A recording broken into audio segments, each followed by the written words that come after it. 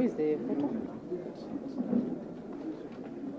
That we have invalidated Mariga's nomination, and I have written the reason because details of these aspirants were not found in the register, and that is in the case.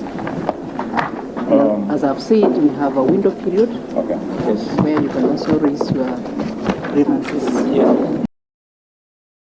From the checklist of the documents that were required, all the requirements we've met.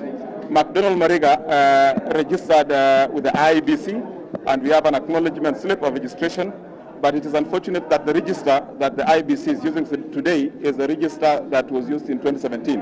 And yet the registration process by the Constitution of Kenya is a continuous process. And Article 83 of the Kenyan Constitution indicates that a voter, a Kenyan, cannot be denied a right to vote or to vie for any position. Our campaign is continuing and unabated.